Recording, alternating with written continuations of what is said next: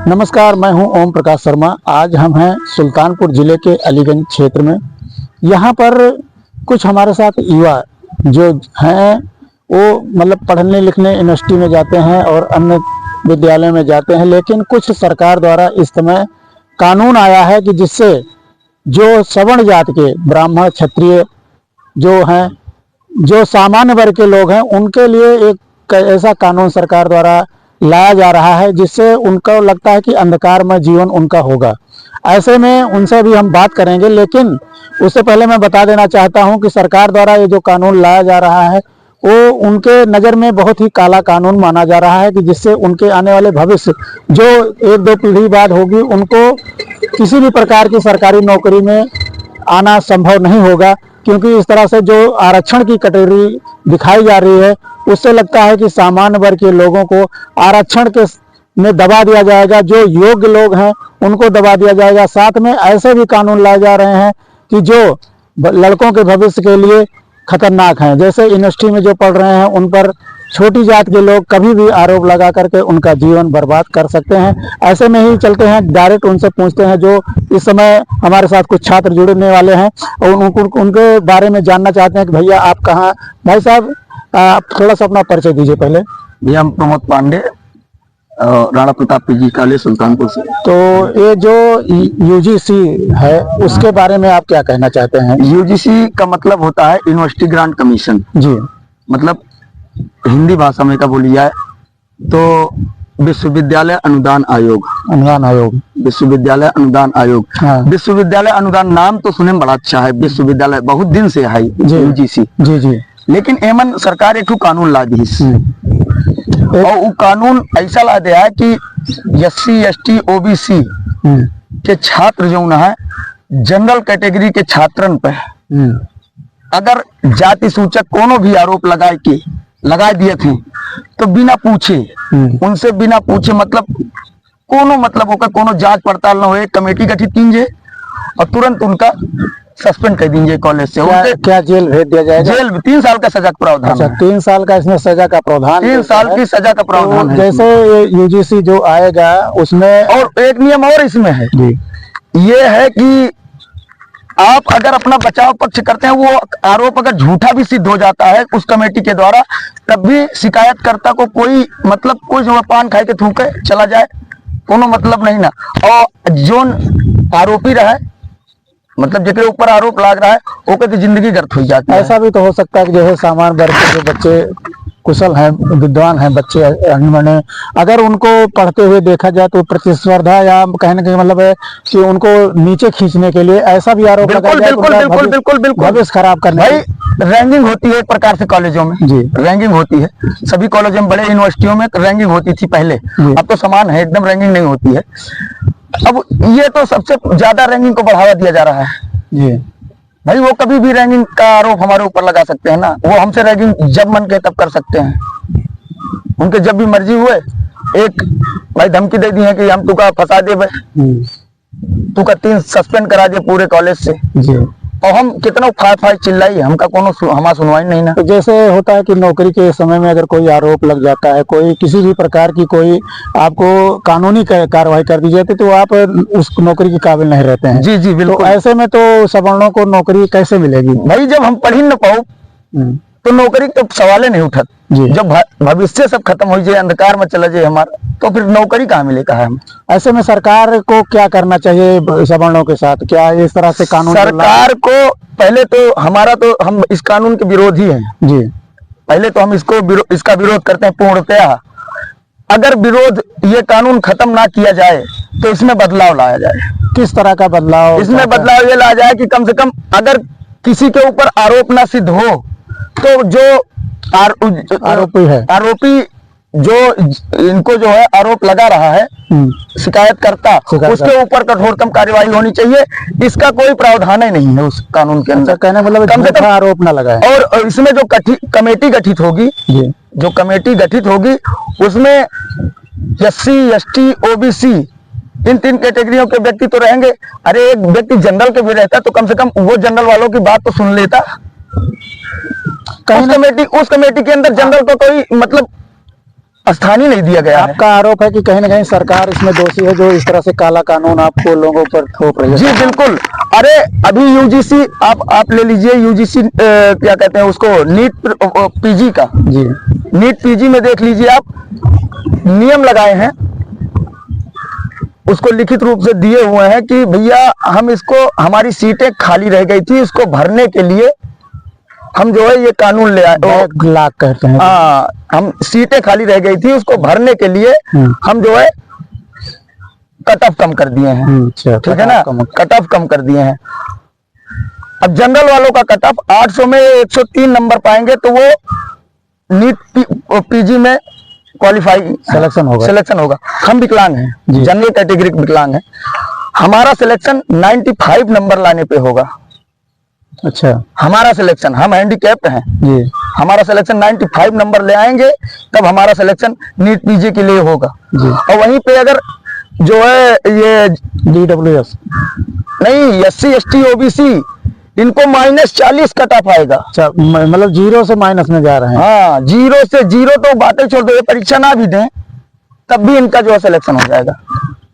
हम परीक्षा में बैठ के और उसके बाद इतना नंबर लाए 95। अच्छा, जैसे 0 से माइनस वाला क्या उतना योग्य माना जाएगा जो 90 नंबर या 70 नंबर ला रहा है? तो भैया अंधेरे के हाथ में छुरी पकड़ा दिया बात है, कुछ चाहे जे का मार दिए। तो ऐसा है कि ऐसे मान लो डॉक्टर बन जाते हैं, डॉक्टर बन जाए, क्या करिए, उनका आला लगावे सहूरे न रहे उनकी। जी भाई आपको हवाई जहाज चलाने का ज्ञान नहीं है, आपको हवाई जहाज पे बैठा दिया जाएगा तो क्या करेंगे, लेके क्रैश हो जाएगा हवाई जहाज आपका कहीं ना कहीं। वही सिस्टम उनके साथ है। नहीं, जैसे उनको वो नीट क्वालिफाई करते हैं तो उनको अच्छे डॉक्टरों से प्रशिक्षण मिलेगा तो क्या योग्य नहीं होंगे? अरे नीट क्वालिफाई करी है, पहले क्वालिफाई तो करें, होकर परीक्षा ने दिए, चाहे -40 कट ऑफ आओ, पहले उनके सिलेक्शन हो जाए तो कहाँ से क्वालिफाई करता हूँ। नहीं, जैसे सिलेक्शन हो गया उसके बाद उनको अनुभव में हो गया तो अच्छे डॉक्टर नहीं बन जाएंगे? क्या अच्छे डॉक्टर बन जाएंगे? किससे? वो जनरल कैटेगरी का रहेगा कि कौन सी कैटेगरी? जब आरक्षण के बल पे वो जाएगा वहाँ पे तो कौन सी कैटेगरी का जो है कैसे वो प्रशिक्षित डॉक्टर हो जाएगा? मतलब आपका आरोप है कि जो आरक्षण से जाएंगे उनमें वो योग्यता नहीं रहेगी। भाई वो क्या इलाज करेंगे जब आपको पता नहीं है कि हमको टीबी का इलाज कैसे करना है, उसकी मेडिसिन क्या है, तो आप किस चीज का इलाज कर देंगे?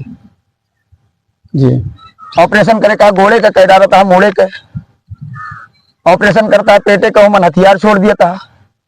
ऐसी घटनाएं होंगी, हो रही हैं जी। जब आरक्षण के बल पे जो है डॉक्टर बनेंगे तो ऐसी घटनाएं हो रही हैं समाज में।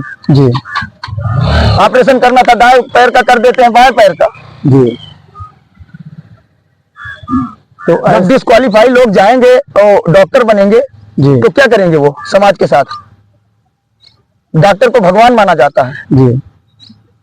तो जैसे मतलब कि अगर सरकार द्वारा इस तरह से कानून लाया जाएगा, सवर्ण लोग क्या कर रहे हैं, कब क्या कैसे सवर्ण लोग हमारे इलेक्शन में क्या है, आप लोग समर्थन करेंगे बीजेपी का जब इस तरह से आपको मन में भावना हो रही है कि हमारे साथ अन्याय किया जा रहा है, तो ऐसे में सवर्ण किस पाले में जाएगा? अभी इलेक्शन तो बहुत दूर है फिलहाल, लेकिन हम लोग बहुत पुरजोर विरोध करेंगे इस कानून का। अगर ये कानून वापस नहीं होगा तो फिर जो होगा वो जो पार्टियां होंगी वो भुगतने के लिए तैयार रहें।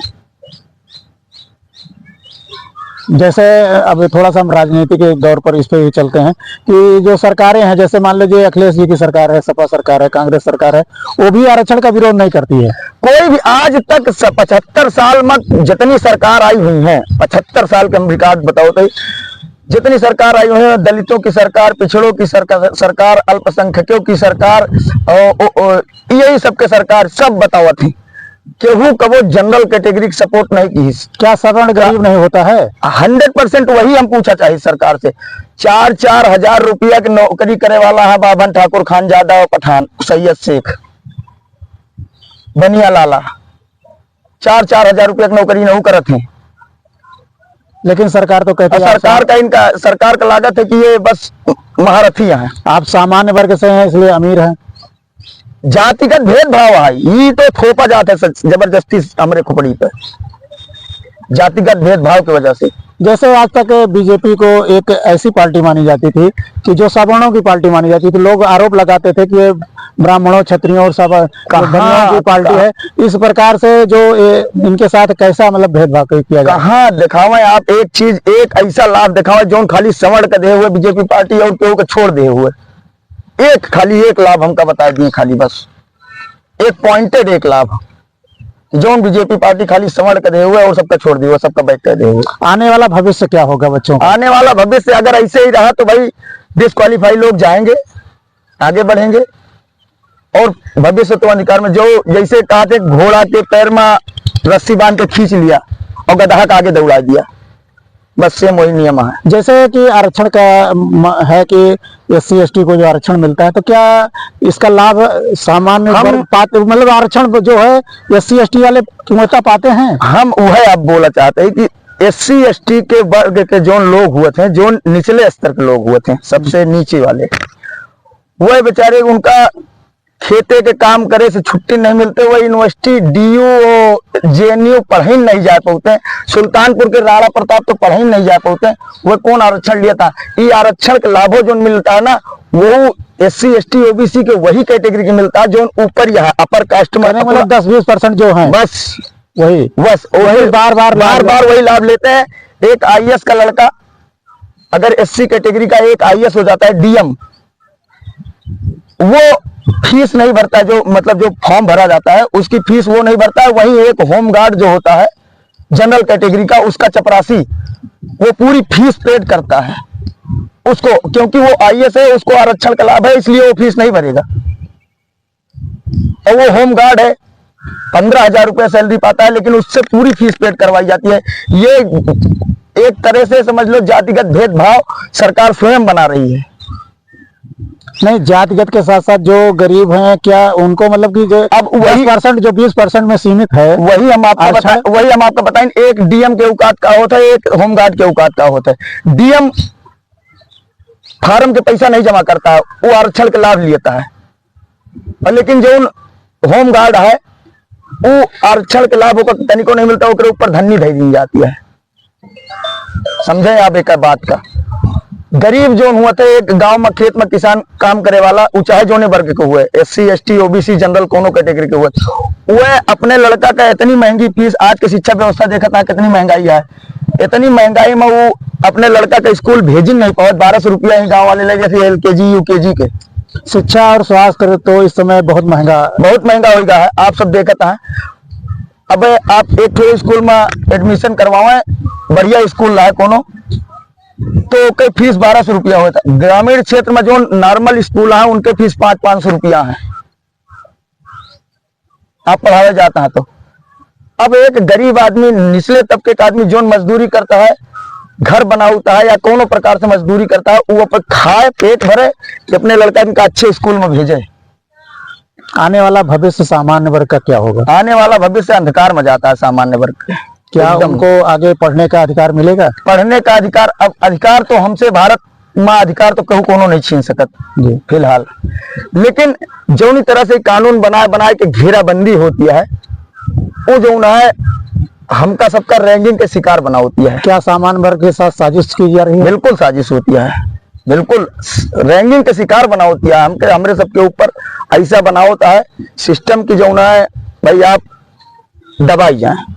ऐसा क्या, जैसे भाजपा में जो ब्राह्मण क्षत्रिय सांसद विधायक 140 सांसद हैं, 140 बहुत बड़ी संख्या हुआ थे जनरल कैटेगरी के आज के डेट में जी, लेकिन एक सांसद नहीं बोले हैं। इस पर क्यों नहीं बोले? एक भी सांसद, ये उनकी राजनीतिक मजबूरी हो सकती है कोई। क्या उनके मतलब कि जो वर्ग के लोग हैं, इससे अगर अछूते रह जाएंगे तो उनकी दायित्व तो नहीं बनता है? बिल्कुल दायित्व तो बना था। वो आंख मूंद के सिग्नेचर नहीं किए कानून पे, उन्होंने भी पढ़ा होगा कानून जो बनाया गया है, उन्होंने आंख बंद करके सिग्नेचर नहीं किया उस कानून पे। लेकिन 140 सांसदों की लिस्ट में एक भी सांसद जुबान नहीं खोला। जैसे कि राजा भैया सुनने में आया और ब्रजभूषण जी ने इसका विरोध किया।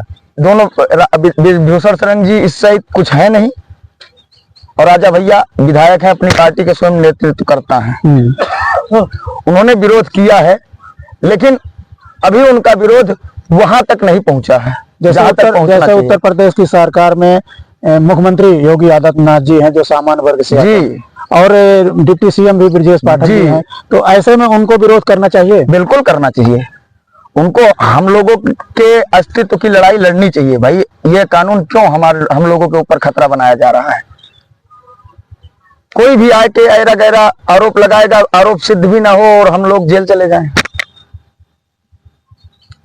तो ऐसे में अंत में आप क्या संदेश, क्या कहना चाहते हैं? पहली चीज तो कॉलेजों में इक्वलिटी होती है, हमेशा समानता ही होती है, क्योंकि हर वर्ग के शिक्षक होते हैं, असमानता होती नहीं है। और ये जो असमानता की बात की जा रही है, ये कानून ही गलत हो गया है।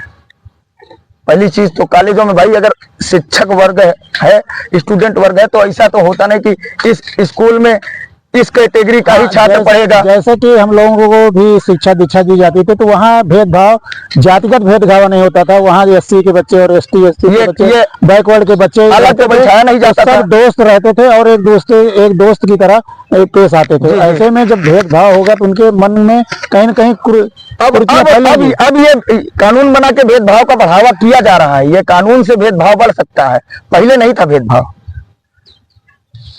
बहुत सारे एससी के बच्चे हमारे मित्र हैं, हमारे साथ बैठ के एकदम रहते हैं और खाना भी खाते हैं हम लोग साथ में। और यहीं अगल बगल के हमारे बहुत सारे मित्र हैं एससी के। हम ब्राह्मण हैं, वो एससी हैं। हम लोग स्कूल के टाइम पे साथ में खाना खाते थे, आज भी मिल जाते हैं तो साथ में सब कुछ करते हैं। मित्रवत प्रेम होता है, होता है वो बचपन का।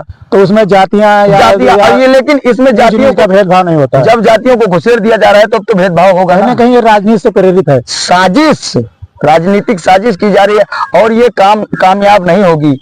ये साजिश कामयाब नहीं होगी। क्या इसका आंदोलन किया जाएगा? बिल्कुल, कैसे होगा? देशव्यापी आंदोलन होगा। हम लोग भी पूरा प्रोटेस्ट करेंगे, जहां हो जाएगा हम लोगों को जहां बुलाया जाएगा, छात्र संगठन पूरा इस पे अपना आंदोलन करेगा। क्या संदेश देना चाहते हैं लोगों को? हम लोगों को संदेश देना चाहते हैं कि ये कानून वापस लिया जाए। आप लोग समस्त सवर्ण जाति से हमारा अनुरोध है, जो भी हमारी बात सुन रहा है, आप लोग इस कानून का पुरजोर विरोध करें, विनम्र निवेदन है। और ये आरक्षण का भी आप लोग विरोध करें। जय हिंद, जय भारत, नमस्कार।